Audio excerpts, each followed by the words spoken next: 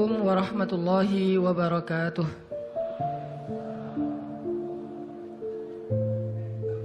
Alhamdulillahi alladzi hadana li hadza wa ma kunna linahtadiya laula an hadanallah. Asyhadu an la ilaha illallah wahdahu la syarikalah wa asyhadu anna Muhammadan abduhu wa rasuluh la nabiyya ba'dah. Radina billahi rabba wa bi Muhammadin nabiyya wa bil islami dina. Teman-teman yang dirahmati Allah Subhanahu wa taala, kita malam ini bahas tentang keep happy. Gimana caranya biar kita selalu tenang menghadapi masalah? Biar tenang ketika kita tahu nilai kita kayaknya anjlok. Biar tenang pas kita tahu judul kita ditolak. Lamaran juga sama, di hari yang sama lah gitu. Pagi judul ditolak, malam lamaran ditolak. Selama Allah gak nolak kita kan masih aman nih. Karena apa yang di sisi Allah lebih baik. Gimana caranya kita biar gak panikan ketika ada masalah? Walaupun sedih, itu fitrah manusia sedih. Cuman ada yang sedihnya wajar, ada yang sedihnya sampai berlarut-larut atau putus asa. Bentuk keputusasaannya macam-macam. Ada yang putus asa dengan bunuh diri, loncat dari jembatan, ternyata gak meninggal, gagal bunuh diri gitu kan. Ada yang putus asanya dengan cara ngelakuin perbuatan dosa, kayak mencuri atau udahlah saya mah nggak mau peduli lagi dengan hal haram, yang penting saya ambil aja semua proyek gitu. Nah, ini putus asa. Ada yang putus asa dengan nggak mau lagi bertaubat. Dia ngerasa aduh kayaknya saya nggak pernah nasuhan nih taubatnya. Taubat ulangi lagi, taubat ulangi lagi. Kenapa kita berputus asa minta ampun ke Allah, padahal Allah nggak pernah putus asa mengampuni kita? Kan aneh nih. Allah tuh nggak pernah putus asa ngampuni kita, nggak pernah bosan menerima taubat kita. Allah nggak pernah bilang lo datang ntar pasti besok buat lagi, enggak. Padahal Allah maha tahu kita mungkin besok masih ngelakuin dosa yang sama. Asal kita datang, Allah langsung terima.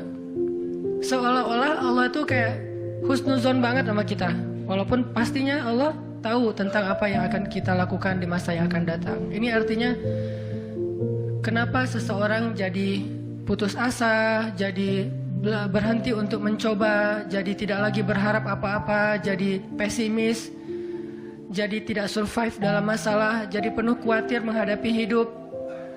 Ada masalah dikit kayaknya udah kiamat dunia, padahal kuota habis doang nih. Langsung, aduh kuota habis jam 11 malam. Biasanya kan jam 11 itu jam chatting tuh sampai jam 1. Atau jam 11 malam kuota habis, padahal tadinya pengen ngebangunin dia. Iya dia gitu kan. Jam 2. Gampang, pakai aja kuota doa. Ya Allah bangunkanlah dia. Tiba-tiba dia tetap bangun dan bangunin kita akhirnya. Ini bisa aja terjadi. Yang jelas gimana sih cara biar kita keep happy, tetap bahagia walaupun gak bisa jalan-jalan jauh. Tadinya pengen jalan sama teman-teman, ternyata duitnya gak cukup. Kita lihat teman-teman kerjanya traveling aja, ke Lombok, ke Batu Karas, kerjaannya keliling aja. Dan kita, aduh pengen juga ngeliat pantai misalnya, ke gunung, touring sama teman-teman. Ternyata, tapi saya nggak punya motor, saya nggak punya uang, saya nggak punya waktu dan seterusnya. Bisa nggak kita tetap bahagia seperti mereka, walaupun nggak ngerasain pengalaman-pengalaman asik seperti yang mereka rasain? Gimana caranya biar ketika kita sujud itu sama nyamannya dengan ketika kita tidur di atas pangkuan istri? Belum ya? Gak tahu sih rasanya. Pokoknya tuh keren banget loh. Salah satu yang bikin saya kalau gak bisa tidur itu tipsnya adalah tidur di atas pangkuan istri. Langsung tidur. Cuman masalahnya susah bangun. Nah ini nih, gimana caranya kalau kita sujud rasanya senyaman itu? Gimana caranya? Bukankah kita selama ini mungkin, kita atau saya lah, pas sujud pengen cepat bangun. Gimana caranya sujud gak bangun-bangun? Pas kita sujud, aduh pengen lama gitu sujudnya teh. Terutama kalau sholat sendiri. Kalau sholat jamaah memang gak boleh. Kenapa? Karena hajat orang beda-beda. Nabi kalau sholat jamaah mah standar-standar aja. Tapi giliran sholat sendiri itu sampai orang kewalahan ngikutin Nabi. Dan itu bukan cuma Nabi, sahabat juga kayak gitu. Siti Aisyah, istri Nabi tuh, Siti Aisyah itu pernah sholat duha kurang lebih 4 jam, itu cuma baca 1 ayat doang loh. Famannallahu alaina wa waqana adzabas samum. Dia baca sendiri, agak keras karena dia di dalam rumah sendiri. Lewat seorang sahabat, lewatin rumah Aisyah mau ke pasar, mendengar oh Aisyah lagi sholat. Famannallahu alaina wa waqana adzabas samum. Nangis. Akhirnya sahabat ini pergi ke pasar. Dia belanja segala macam, balik lewat lagi rumah Aisyah. Setelah kurang lebih 2 jam, pas dia lewat lagi rumah Aisyah, dia masih mendengar Aisyah membaca kalimat Famannallahu alaina wa waqana adzabas samum. Nangis lagi. Jadi 1 rakaat dengan 1 ayat itu bisa 2 jam, 3 jam yang dilakukan oleh para sahabat. Kenapa kok betah banget?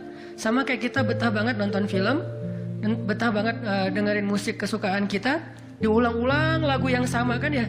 Mungkin 1 lagu itu durasinya sebutlah 2,5 menit, 2,5 menit. Tapi diulang-ulang bisa sampai setengah jam mendengar lagu yang sama. Bukan 1 album, 1 lagu. Kenapa kita betah? Nah gimana caranya? Kita juga dapat kebetahan kayak gitu ketika dengerin bacaan Al-Quran, ketika kita membaca Al-Quran sendiri, ketika kita sholat. Sampai ada istri Nabi sholat sambil ngikat badannya di dinding. Jadi dia bikin tali ke dinding gitu, terus dia ikat badannya, sehingga kalau dia udah gak kuat lagi, dia bersandar dengan ikatan tali di badannya, saking lamanya berdiri sholat. Coba bayangin, berarti kan semalaman tuh. Kalau udah gak kuat, dia berdiri itu sambil badannya keikat di tali. Dan Nabi melihat itu menangis karena melihat kesungguh-sungguhan para sahabat dan sahabiat dalam beribadah kepada Allah. Dan itu bukan paksaan siapapun. Nabi gak pernah maksa kayak gitu. Mereka sendiri berinisiatif. Jadi tutorialnya dibikin sendiri gitu. Duh, saya sholat kalau malam-malam kayak gini jadi agak gak kuat.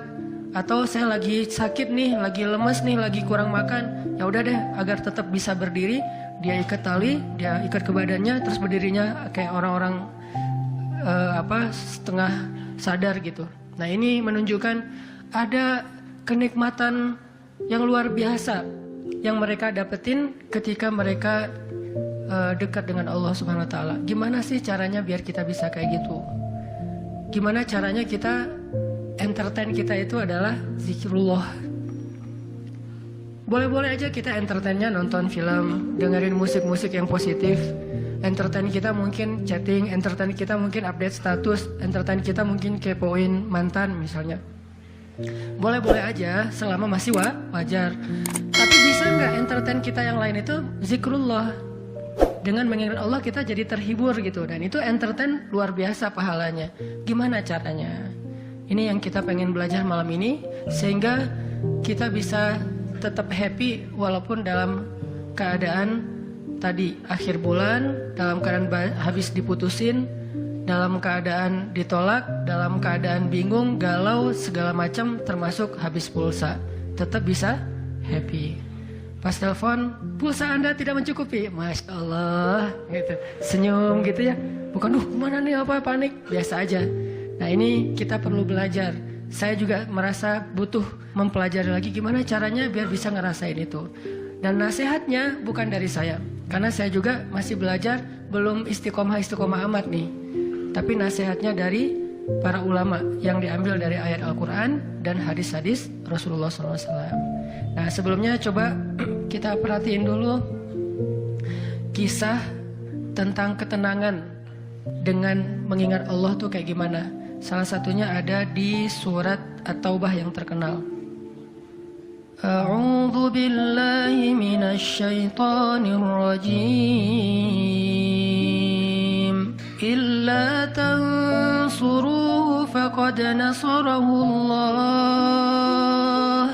إذ أخرجه الذين كفروا ثاني اثنين إذ هما في الغار إذ يقول لصاحبه لا تحزن إن الله معنا فأنزل الله سكينته عليه وأيده بجنود لم تروها وجعل كلمة الذين كفروا السفلى وكلمة الله هي العليا والله عزيز حكيم.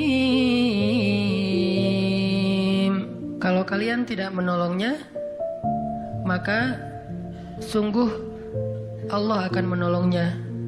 Seperti ketika orang-orang kafir mengeluarkan dia dari kota Mekah pada saat dia menjadi salah satu di antara dua orang yang berdiam di dalam gua, yaitu gua Sur.